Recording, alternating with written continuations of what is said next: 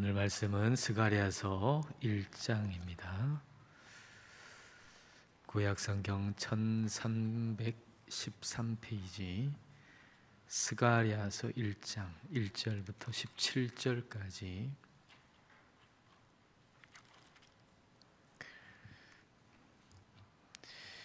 우리 한 절씩 교독하겠습니다. 다리오 왕 제2년 8째 달에 여호와의 말씀이 이또의 손자 베레가의 아들 선지자 스가랴에게 임하니라. 이르시되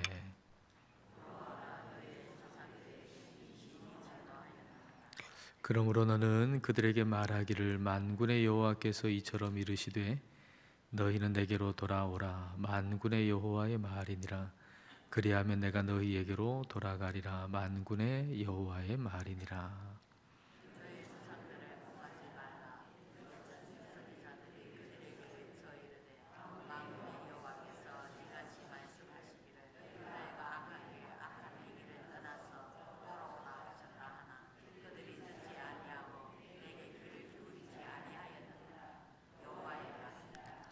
너희 조상들이 어디 있느냐? 또 선지자들이 영원히 살겠느냐?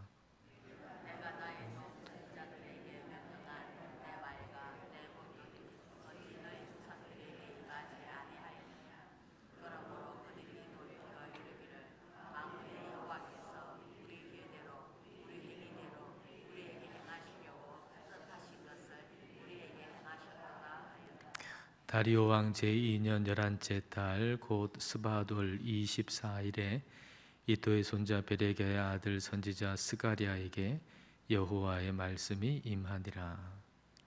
내가 밤에 보니 한 사람이 붉은 말을 타고 골짜기서 파송류 나무 사이에 섰고 그 뒤에는 붉은 말과 자주진 말과 꽹마가 있고 내가 말하되 내 주여 이들이 무엇이니까 하니 내게 말하는 천사가 내게 이르되 이들이 무엇인지 내가 내게 보이리라 하니 파송류 나무 사이에 선자가 대답하여 이르되 이는 여호와께서 땅에 두루 다니라고 보내신 자들이니 그들이 화석류 나무 사이에 선 여호와의 천사에게 말하되 우리가 땅에 두루 다녀 보니 온 땅이 평안하고 조용하더이다 하더라. 여호와의 천사가 대답하여 이르되 만군의 여호와여 여호와께서 언제까지 예루살렘과 유다 성읍들을 불쌍히 여기지 아니하시려 하나이까 이를 노하신 지 10년이 되었나이다.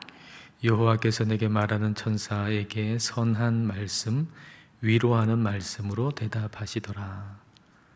내게 말하는 천사가 내게 이르되 너는 미쳐 이르기를 만군의 여호와의 말씀에 내가 예루살렘을 위하며 시온을 위하여 크게 질투하노라.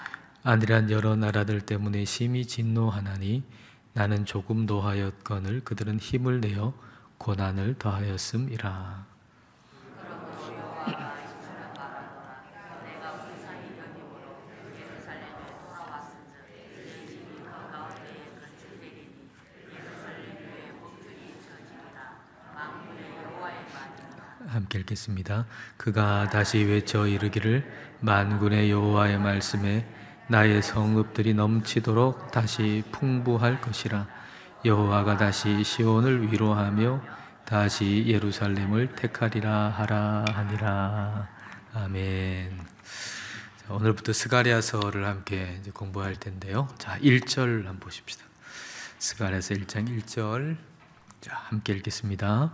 다리오 왕 제2년 8째 달에 여호와의 말씀이 이또의 손자 베레가의 아들 선지자 스가랴에게 임하니라. 이르시되 다리오 왕 제2년이라 그러면 주전 520년입니다. 유다는 바벨론의 포로가 됐고 바벨론은 다시 페르시아에 멸망해서 그러니까 유다는 페르시아의 행정적인 한 구역으로 전락되어 있는 그런 상태입니다. 주전 538년에 바벨론으로 잡혀갔던 포로들이 다시 그 고국 예루살렘으로 돌아왔는데 한 5만 명 정도가 이제 돌아오게 됐습니다. 유대 땅으로 돌아오는 이 사람들을 여러분 한번 생각해 보십시오. 이제 고국으로 돌아가서 고향 고국 땅으로 돌아가서 이제 성전을 짓는 꿈, 예배하는 꿈, 뭐 이런 거룩한 꿈을 꾸고 다시 이제 돌아온 겁니다. 그들은 좋은 의도를 가지고 돌아왔잖아요. 그러니까 아마도 하나님께서 우리에게 좋은 길을 열어주시고 또 하는 일도 잘 되게 해주시고 그렇게 할 것이라는 어떤 기대도 아마 있었을 겁니다. 근데 와보니까 상황이 그렇지 않는 거예요. 도착해 보니까 이제 살아보니까 먼저는 갈등이 있었던 거죠. 같은 동족과의 갈등. 유대 땅에 원래 있었던 사람하고 또 포로로 잡혀간 사람들이 있는데 이 포로로 잡혀간 사람이 이제 돌아왔으니까 원래 있던 사람들하고 포로로 있다가 돌아온 이 사람들하고 갈등이 생기는 거죠. 그러니까 생각 못했던 갈등, 만나면 너무 좋을 거라고 생각했는데 같은 동족이니까 만나면 너무 좋을 거라고 생각했는데 같이 살아보니까 막 갈등이 막 있는 거예요. 그리고 경제적인 어려움, 포로가 되기 전하고 비교해 보면은 인구가 한 반 정도로 줄었거든요. 그러니까 경제적인 어려움이 너무 또 극심한 거죠. 그리고 성전을 세우려고 이제 갔는데 성전을 세우려고 하는 것이 방해를 계속 받는 겁니다. 특별히 그 사마리아의 지도층에 의해 가지고 계속 방해를 받는데 그 방해를 받는 것이 주전 538년부터 오늘 배경이 되는 주전 520년까지 거의 한 20년 동안 계속 방해를 받고 있는 중인 거죠, 지금 이 상황이. 자, 이런 상황에 우리가 처해 있다 한번 생각해 보세요. 바벨론에 그냥 그대로 살 걸, 이런 생각 들 수도 있지 않겠습니까? 바벨론에 그냥 그대로 살았으면 더 좋았을 텐데, 이런 생각이 충분히 들 수 있을 겁니다. 대단한 사명감을 가지고서 그 바벨론에서 그래도 안정적으로 지금 살고 있는데 그거 다 포기하고 버리고 그 유대 땅으로 왔잖아요. 근데 같은 동족들끼리 갈등 있죠. 경제적으로도 어렵죠. 또 성전을 짓는 그 거룩한 일마저도 방해를 받아가지고 거의 20년 동안 지금 뭐 그 일을 못하고 있는 거예요. 그러니까 얼마나 힘들었겠어요. 얼마나 한숨 나오겠어요.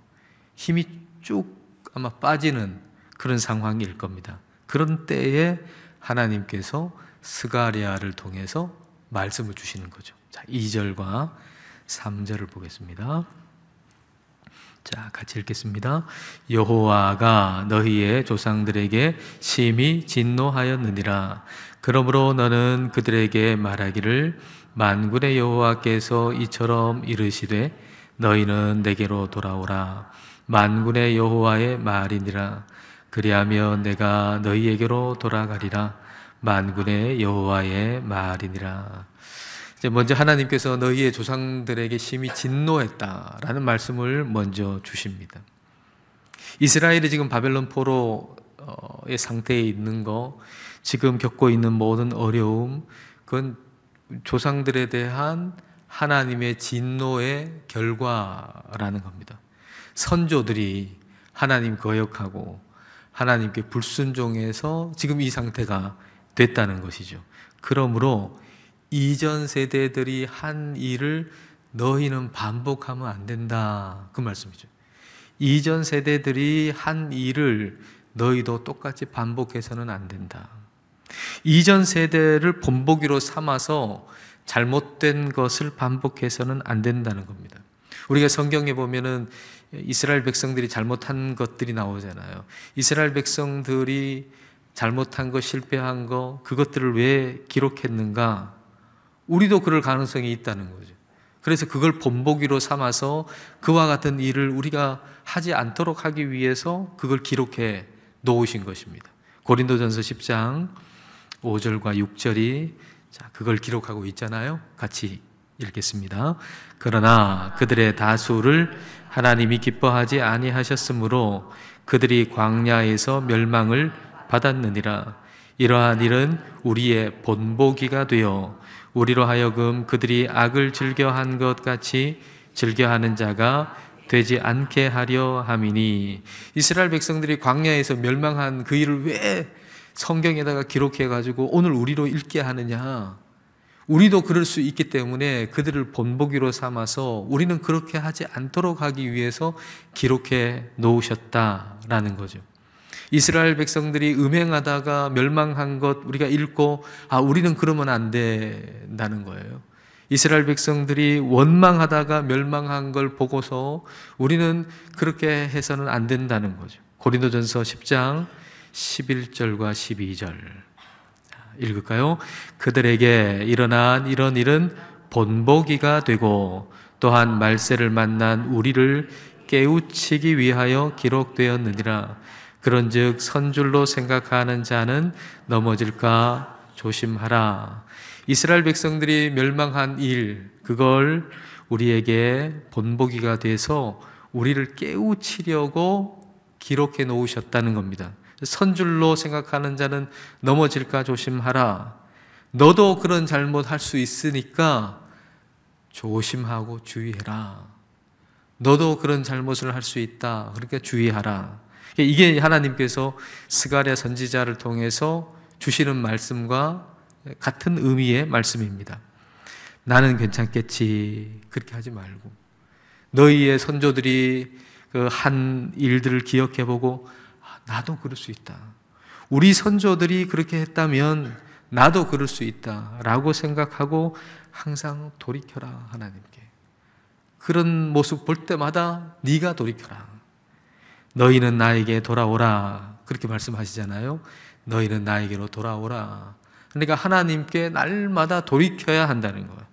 한 번 결단으로는 안 된다는 얘기입니다. 바벨론 포로로 있던 그 사람들, 지금 돌아온 사람들이 한 5만 명쯤 되는데 이 사람들이 얼마나 엄청난 결단을 했겠습니까? 거기서 터전 다 잡았는데, 물론 포로로 잡혀가긴 했지만 터전을 다 잡았어요. 근데 그 사람들이 거기를 떠나가지고 다시 돌아온다는 것은 엄청난 결단이 있어야 하는 일 아니겠습니까? 근데 한 번의 결단으로만 되는 게 아니라는 거예요. 그게 엄청난 결단이긴 하지만 한 번의 결단으로 끝날 수 없다는 겁니다. 매일매일 결단해야 된다는 거예요. 엄청난 결단을 해가지고 떠나서 유다 땅으로 왔어요. 근데 유다 땅에서 하루하루 사는 거 만만치 않은 일이죠. 여기서 이제 엄청난 결단을 해가지고 이제 여기 오면, 유대 땅에 오면 다 잘 풀리고 다 잘 될 것이다. 그게 아니잖아요. 여기서 살아가는 삶이라고 하는 것도 만만치 않은 삶이잖아요. 그러니까 매일매일 결단해야 된다. 매일매일 믿음의 결단을 해야 한다는 것입니다. 우리가 직분자로 안수받을 때 그때 얼마나 큰 결단을 합니까? 믿음의 결단을. 근데 그 한 번으로 안 된다는 거죠. 매일매일 결단해야 되는 거죠. 세례 받을 때 우리 또 결단하잖아요. 하나님 사람으로 살겠다. 근데 그거로 안 되는 거예요. 매일매일 결단해야 된다는 거죠. 한 번의 결단은 있었으나 매일의 결단이 없으면 반드시 변질됩니다. 왜 변질되는가? 생각해보세요. 첫 번째 결단할 때 얼마나 대단한 결단을 합니까? 그때 결단할 때는 다 순수합니다. 다 열정이 가득합니다. 오직 주님입니다. 근데 매일의 결단이 없으면 결국은 변질될 수밖에 없는 거죠. 자, 4절 말씀 보겠습니다. 자, 4절 같이 읽습니다. 너희 조상들을 본받지 말라.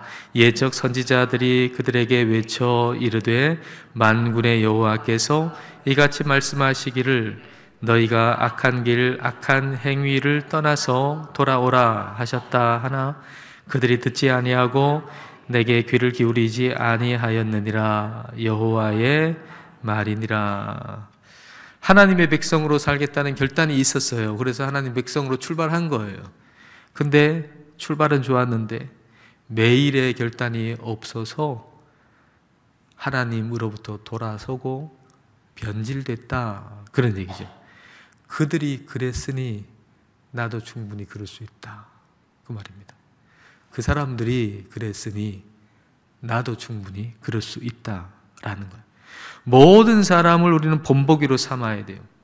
이 세상에 잘못을 저지르는 모든 악한 일들, 악한 사람들, 그 악을 나도 저지를 수 있는 가능성이 내 안에 있는 거죠. 그게 죄성 아닙니까? 내 안에 그 가능성이 다 있는 거예요. 온 세상에 일어나는 모든 악한 일들에 대한 그 가능성이 나한테도 고스란히 다 있는 거예요. 그러니까 모든 사람, 모든 일들은 우리가 깨달을 기회를 제공한다는 거죠. 자, 5절 말씀 보십시오. 너희 조상들이 어디 있느냐? 또 선지자들이 영원히 살겠느냐? 너희 조상들 죽었잖아. 그리고 그들에게 하나님 말씀을 선포한 선지자들도 죽었죠. 근데 그들은 죽었지만 그들을 통해서 배워야 할 것은 여전히 남아있다는 겁니다. 선조들 죽었어요. 그리고 그들에게 말씀을 선포한 선지자들도 죽었어요. 근데 그들을 통해서 배워야 할 것은 우리에게 아직도 남아있기 때문에 그들은 없지만 그들을 통해 배워야 할 것을 계속해서 배워야 되고 배워야 할 걸 놓쳐서는 안 된다라는 얘기죠. 그럼 그들을 통해서 배워야 할 건 뭔가? 6절 말씀 보십시오. 자, 6절을 같이 읽습니다. 내가 나의 종 선지자들에게 명령한 내 말과 내 법도들이 어찌 너희 조상들에게 임하지 아니하였느냐? 그러므로 그들이 돌이켜 이르기를 만군의 여호와께서 우리 길대로 우리 행위대로 우리에게 행하시려고 뜻하신 것을 우리에게 행하셨도다 하였느니라. 선지자들을 통해서 이스라엘 백성들한테 말씀해 주셨는데 그 말씀을 듣고 돌이키면 참 좋겠는데 그렇지를 못했다는 거죠. 그래서 선지자들이 말씀하신 대로 재앙이 그들에게 임했다는 겁니다. 재앙이 임하고 나니까 그 재앙을 받고 나서야 하나님께서 우리에게 내리려고 하는 재앙을 우리에게 내리셨다라고 그때 비로소 깨달았다는 거예요. 하나님께서 말씀하실 때 그때 깨달으면 참 좋은데 재앙을 받고 나서야 그때서야 알아차렸다는 거죠. 너무 늦게 알아차렸다는 거예요. 주님 말씀하실 때 좀 빨리 알아차려라 그런 말입니다. 주님께서 사인 주실 때 빨리 알아차려라. 재앙을 당하고 나서야 알아차리는 그 둔한 상태에 있지 말라 그런 말이죠. 그런 상태에 왜 계속 있겠어요? 계속 멀어진 상태에 계속 있기 때문에 그렇게 되는 거죠. 낙심한 상태에 계속 있기 때문이죠. 계속 하나님께 낙심한 상태로 계속 있고 하나님으로부터 멀어진 상태에 계속 있으니까 이런 일이 벌어지잖아요. 이제 고국으로 돌아온 지가 18년이 흘렀어요. 20년 가까이 지금 지났어요. 근데 그동안에 별로 한 게 없어요. 보니까 별로 이루어진 것도 없고 더 좋아진 것도 없고 오히려 바벨론에 있을 때가 더 나았다는 생각마저 드는 그런 상황 속에서 낙심하지 마라 그 말이에요. 포기하지 마라 그런 말이에요. 하나님께 돌아오라.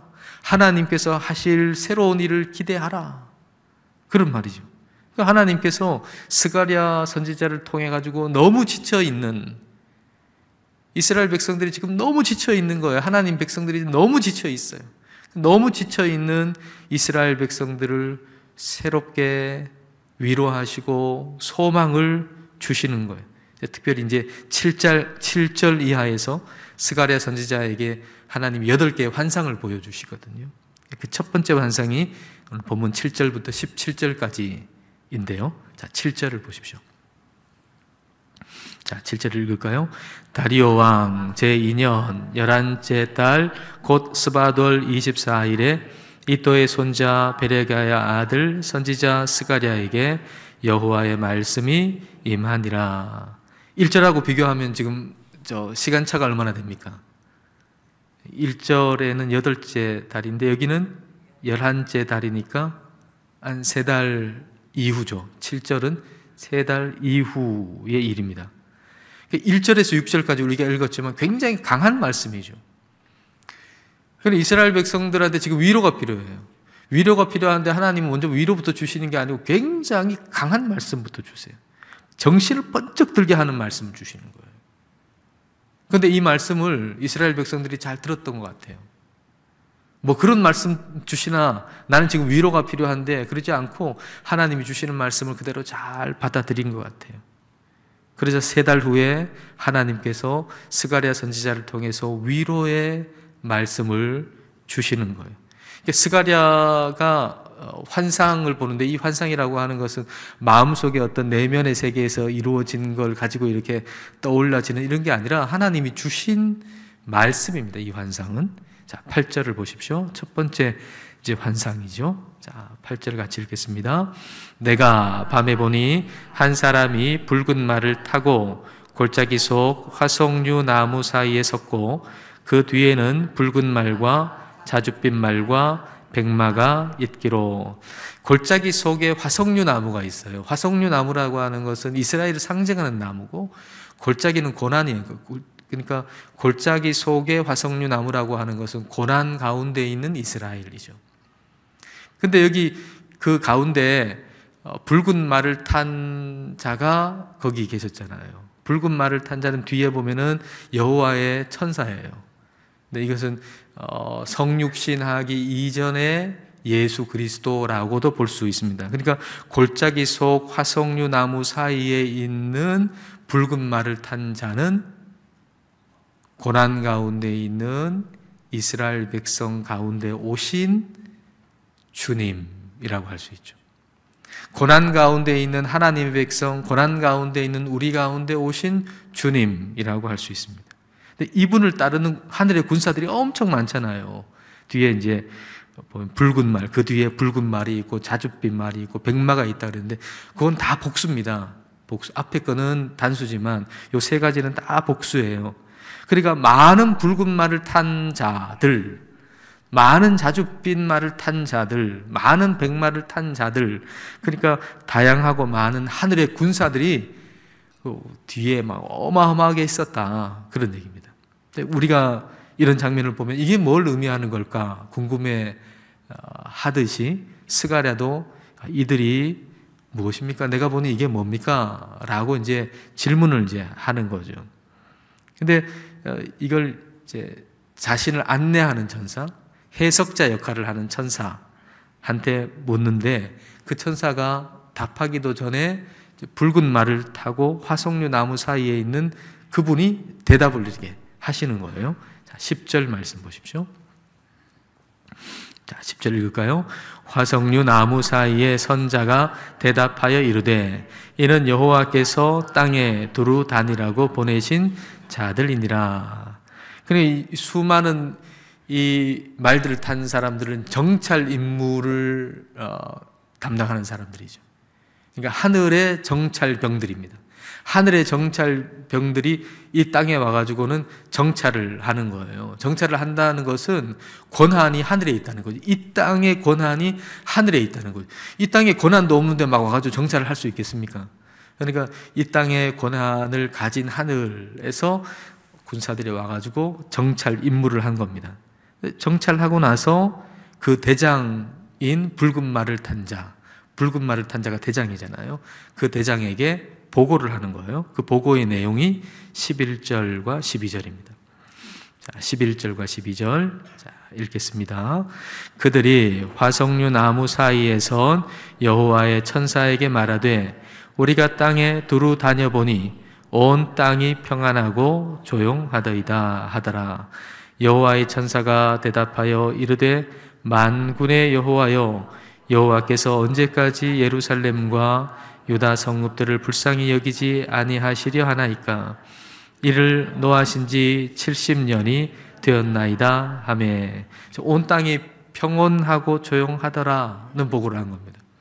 이게 이제 좋은 의미가 아니죠.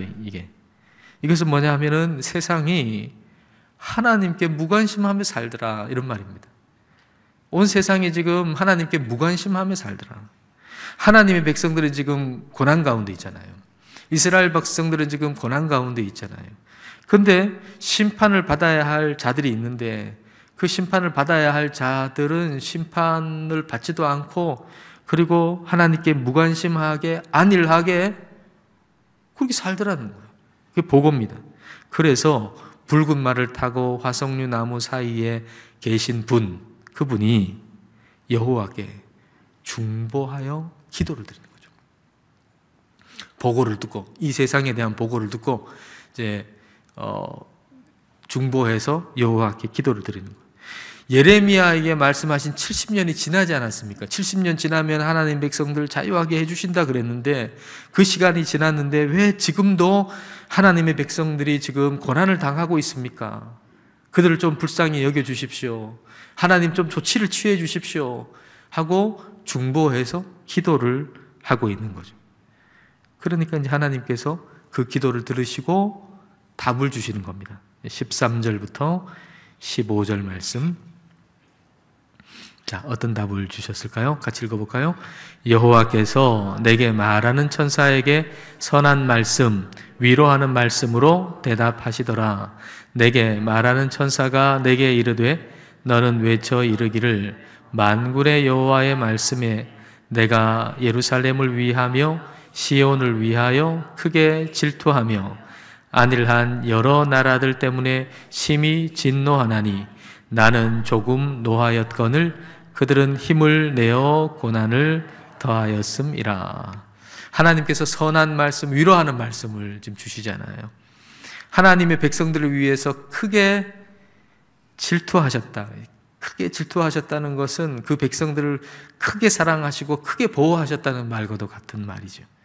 그리고 안일한 여러 나라들로 인해서 크게 진노하셨다 그랬어요. 왜냐하면은 하나님은 조금 노하셨는데 하나님이 이스라엘 이제 백성들한테 좀 안 되겠어요. 보니까 회초리 한번 맞아야 되겠어요. 그래가지고 다른 나라를 회초리로 사용해가지고 회초리를 한 대 때리려고 그랬는데 이 다른 나라가 말입니다. 이 이스라엘 백성들을 막 20대고 30대고 막 회초리를 막 때리는 겁니다.